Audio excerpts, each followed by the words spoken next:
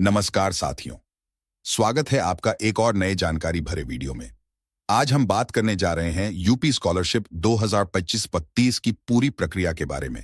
चाहे आप कक्षा 9वीं, 10वीं, 11वीं, 12वीं के छात्र हों या फिर किसी भी उच्च शिक्षा कोर्स जैसे BA, BSc, BCom, degree, diploma, ITI, polytechnic, UG, PG, MA, MSc, MCom आदि में पढ़ाई कर रहे हो, ये वीडियो आपके लिए बेहद जरूरी है। आपका फॉर्म कैसे भरा जाएगा, यह जानना इस वीडियो में आप सीखेंगे स्टेप बाय स्टेप। वीडियो आइए आज हम आपको बताएंगे कि कक्षा 9 के स्कॉलरशिप यानी फ्रेश रिन्यूअल जो फ्रेश फॉर्म होते हैं उसको हम कैसे फिलअप करेंगे। तो हम पहले क्या करेंगे, सबसे पहले ओटीआर करेंगे। ओटीआर हमने आपको पिछली वीडियोस में करना बताया है। अगर आपने ओटीआर करना नहीं सीखा है तो पिछली वीडियो का लिंक हम डिस्क्रिप्शन में दे रहे हैं, आप वहां पे देख सकते हैं। हम जब ओटीआर जनरेट हो जाता है तो ओटीआर जनरेट होने के बाद फिर हम क्या करते हैं उसको हम बताएंगे।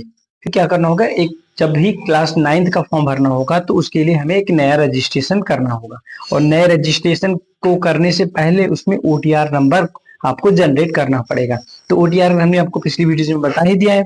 अब हम चलेंगे, जब नए रजिस्ट्रेशन पर क्लिक करेंगे तो इस पर देखेंगे, इस पर क्या नाम है कि जैसे अगर हमारा कैटेगरी SC/ST हो, SC/ST हो या फिर जनरल हो, कैंडिडेट के लिए आपको क्या करना है, इस ऑप्शन पे क्लिक करना है, पहले वाले ऑप्शन पे। अगर पिछड़ी वर्ग में आप आते हैं तो आपको इस वाले कॉलम में जाना होगा। यहाँ पर आपको पहले वाले कॉलम पर प्री मैट्रिक पर क्लिक करना है। आप अल्पसंख्यक से बिलोंग करते हैं तो आपको क्या करना होगा, इसके वाले पे क्लिक करना होगा, पहले वाले ऑप्शन पर प्री मैट्रिक। ठीक है, जब आप इस पे क्लिक करेंगे फिर आप क्या पाएंगे, आप पाएंगे कि एक फॉर्म आपके सामने खुल के आ जाएगा। एक फॉर्म आपके सामने ऐसे खुल के आ जाएगा इंटरफेस। इसमें देखिए पहला ऑप्शन होगा ओटीआर नंबर। जो ओटीआर नंबर आपने उसमें आपने भरा था, ओटीआर नंबर को आपको इसमें फिलअप करना होगा। ओटीआर नंबर सबमिट करते ही आपके सामने यहाँ पे आ जाएगा, पहला ऑप्शन है कि जिला आपका कौन सा रहेगा, इसको फिलअप करना है। उसके बाद आपको शिक्षण संस्थान आपको यहाँ पे सिलेक्ट करना है। सेकेंड नंबर पे पहला जिला आपको सिलेक्ट करना है, दूसरा शिक्षण संस्थान आपको सिलेक्ट करना है, तीसरा यदि वो जाति वर्ग या समूह दिया हुआ है, और जाति वर्ग समूह में आप यहाँ पे फिलअप करेंगे तो आपका हो जाएगा। उसके बाद आपको धर्म यहाँ पे सिलेक्ट करना है। धर्म आपका क्या है, हिंदू धर्म है तो हिंदू, अगर मुस्लिम है तो आप इस्लाम लिखेंगे। इसमें सिलेक्ट करने के लिए ऑप्शन आएगा। जैसे ही ओटीआर नंबर डालेंगे तो यहाँ पर नाम ऑटोमेटिक आ जाएगा और यहाँ पर आपका मोबाइल नंबर ऑटोमेटिक आ जाएगा। यहाँ पर आपको पासवर्ड बनाना होगा। जो पासवर्ड आप बनाएंगे वो आपको याद रखना है। उसके बाद यहाँ पे आपको कैप्चा फिलअप करना है। कैप्चा फिलअप करने के बाद जो है आप देखेंगे, जब सबमिट करेंगे तो आपके सामने क्या आ जाएगा, इस तरह से आपका एक फॉर्म खुल करके आ जाएगा। इस तरह से पूरा आपका फॉर्म रजिस्ट्रेशन आपका स्लिप आपको जनरेट हो जाएगा, जिस पर आपका रहेगा ओटीआर नंबर रहेगा, रजिस्ट्रेशन संख्या रहेगी, और बाकी आपकी सारी डिटेल्स जो है, आपकी सारी डिटेल्स आपकी रहेगी इस पे। इस नंबर से फिर आप क्या करेंगे, लॉगिन करेंगे। लॉगिन करने के लिए आप जाएंगे, फिर जब नेक्स्ट स्टेप पर तो फिर वापस आप आएंगे मेन छात्रवृत्ति की स्कॉलरशिप की साइट पर। जब आप स्कॉलरशिप साइट पे आएंगे तो यहाँ पर आपको आना है स्टूडेंट के पैनल पे। स्टूडेंट के पैनल पर आने के बाद आप जो है, यहाँ से आने के बाद आप यहाँ फ्रेश लॉगिन पे क्लिक करेंगे। फ्रेश लॉगिन पर क्लिक करने के बाद आपको करना है प्री मैट्रिक स्टूडेंट्स। तो प्री मैट्रिक स्टूडेंट पर जब आप क्लिक करेंगे, क्योंकि देखिए यहाँ पे लॉगिन करना है, पहला हमने रजिस्ट्रेशन किया था, अभी क्या कर रहे हैं, लॉगिन कर रहे हैं। अब हम जब लॉगिन करेंगे तो हमारे सामने क्या होगा, एक इंटरफेस खुल के आएगा इस तरह से। तो अब इसमें हमें क्या करना है, इसमें हमें करना है कि यहाँ पहला ऑप्शन दे रहा है कि आवेदक का प्रकार, आप जानते हैं कि नया है, रिफ्रेश है, तो यहाँ पर नवीन लिख के आएगा। पाठ्यक्रम का प्रकार क्या है, पूर्व दशम, यानी हम 10 में के पूर्व है यानी 9 में है, तो इससे पता चलता है ये संस्कृत शब्द है। पूर्व दशम यानी 9 को पूर्व दशम कहते हैं। फिर रजिस्ट्रेशन नंबर को यहाँ फिलअप करना है, ओटीआर नंबर यहाँ पर जल्दी फिलअप करना है। पासवर्ड जो हमने पिछली रजिस्ट्रेशन में बनाया था उसे यहाँ फिलअप करेंगे, और उसके बाद कैप्चा फिलअप करेंगे। कैप्चा फिलअप करने के बाद जब हम यहाँ पर सबमिट का ऑप्शन है, सबमिट पे क्लिक करेंगे, तो सबमिट पर क्लिक करते ही हम क्या देखेंगे कि हमारे सामने हमारा फॉर्म खुल करके आ जाएगा। फॉर्म जब खुल करके आएगा तो यहाँ पर आप ऊपर देख लेंगे कि यहाँ पे सारी डिटेल्स आपके पास, डिस्ट्रिक्ट, स्कूल का नाम, यहाँ पर रजिस्ट्रेशन संख्या, छात्रा का नाम, छात्र छात्रा का नाम और उनके पिता का नाम, फिर उसके बाद आपकी जो सारी चीजें यहाँ पर ऑटोमेटिक आ जाएंगी।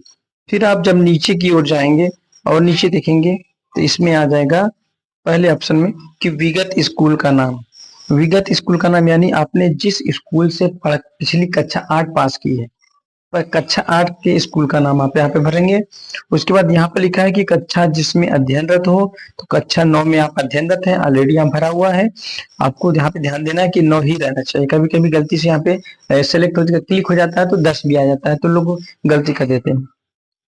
उसके बाद आपको क्या देखना है, कक्षा में प्रवेश तिथि ये आपको विद्यालय से मिलेगा। छात्र पंजीकरण संख्या ये आपको विद्यालय से मिलेगा। बोर्ड का नाम यूपी बोर्ड यहाँ पर रहेगा, क्योंकि यूपी बोर्ड का ही स्कॉलरशिप भराता है, सीबीएसई वालों का नहीं भराता है। और उसके बाद यहाँ पर सर्टिफिकेट नंबर ये ऑप्शनल है, इसको आप कोई जरूरत नहीं इसको टच करने की, इसको भी कोई जरूरत नहीं है टच करने की। उसके बाद आप देखेंगे नीचे, फिर आप देखेंगे कि नीचे क्या फिलअप करना है। नीचे के कॉलम में आपको फिलअप करना है कक्षा 8 में अध्ययन करने वाले विद्यालय का नाम, और फिर यहाँ पर आपका पिन कोड आप भर देंगे। उसके बाद क्या करेंगे, आप नीचे आएंगे, कैप्चा फिलअप करेंगे। कैप्चा फिलअप करने के बाद आप सबमिट करेंगे। जो ही आप सबमिट करेंगे उसके बाद आप देखेंगे कि आपके सामने ऐसे फॉर्म पूरा खुल करके आ जाएगा। अब आप इसमें देखेंगे कि इसमें रजिस्ट्रेशन आपका पूर्ण हो गया है। इसके बाद आप उसकी स्लिप निकाल लीजिए, ये भी कंफर्म कर लीजिएगा। डिजी लॉकर से आपने सत्यापन, जब आपने ओटीआर किया था तो ही डिजी लॉकर से इसका सत्यापन ओटीपी के थ्रू हो गया था। उसके बाद आपने फॉर्म भी फिलअप कर दिया है। अब आय जाति का वेरिफिकेशन करना होता है। आय जाति का वेरिफिकेशन कैसे करेंगे, जब हम आय जाति वाले वेरिफिकेशन पे क्लिक करेंगे प्रमाणीकृत पे, तो हम देखेंगे कि हमारे सामने एक इस तरह से इंटरफेस खुल के आता है।